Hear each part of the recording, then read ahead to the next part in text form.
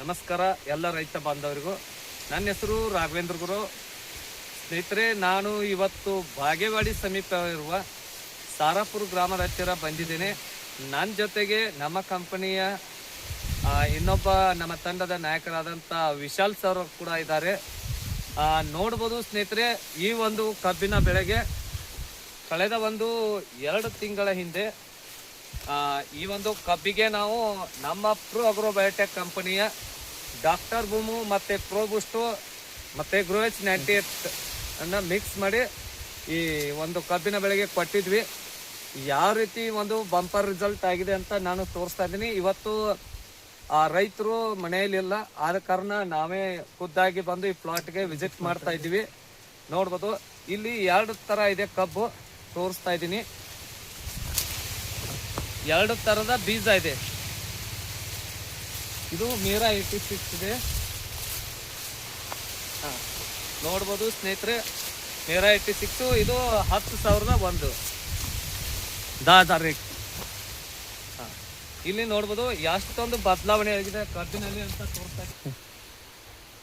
ನೋಡ್ಬೋದು ಸ್ನೇಹಿತರೆ, ಈ ಒಂದೇ ಹೊಲದಲ್ಲಿ 2 ಥರದ ಬೀಜ ಇದ್ರು ಕೂಡ ನೋಡ್ಬೋದು ಯಾವ ರೀತಿ ಒಂದು ಕಬ್ಬಿನಲ್ಲಿ ಡೆವಲಪ್ಮೆಂಟ್ ಆಗಿದೆ ಅಂತ ತೋರಿಸ್ತಾ ಇದ್ದೀನಿ.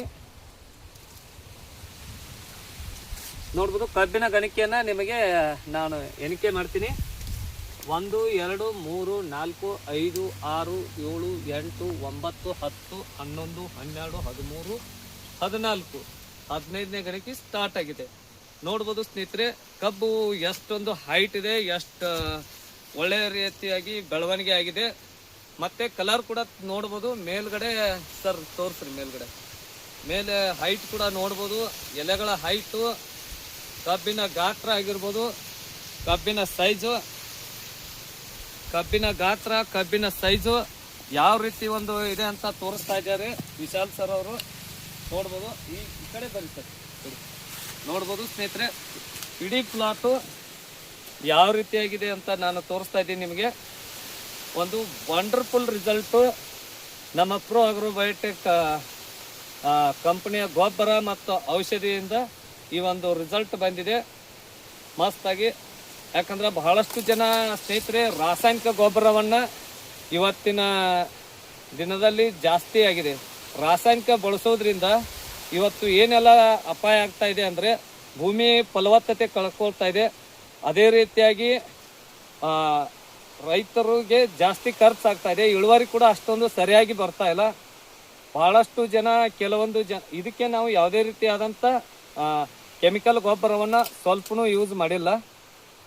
ಅದೇ ರೀತಿಯಾಗಿ ರೈತರು ಏನು ಮಾಡ್ತಾ ಇದ್ದಾರಪ್ಪ ಅಂದ್ರೆ ಸಾಕಷ್ಟು ಜನ ರಾಸಾಯನಿಕ ಗೊಬ್ಬರ ಮಾತ್ರ ರಿಸಲ್ಟ್ ಇದೆ ಅಂತ ಹೇಳ್ತಾರೆ. ಇಲ್ಲಿ ನೋಡ್ಬೋದು, ಈ ನಮ್ಮ ಗೊಬ್ಬರವನ್ನು ಯೂಸ್ ಮಾಡೋದ್ರಿಂದ ಯಾವ ರೀತಿ ಒಂದು ಫಸ್ಟ್ ಕ್ಲಾಸ್ ಆಗಿ ರಿಸಲ್ಟ್ ಇದೆ. ಅದೇ ರೀತಿಯಾಗಿ ನಮ್ಮದು ಖರ್ಚು ಕಡಿಮೆ ಇದೆ. ಕಡಿಮೆ ಖರ್ಚಿನಲ್ಲಿ ಒಂದು ಉತ್ತಮ ಆದಾಯವನ್ನು ಗಳಿಸ್ಬೋದು ರೈತರು. ಪ್ರತಿಯೊಬ್ಬರು ಇದನ್ನು ಯೂಸ್ ಮಾಡ್ಕೋಬೇಕು.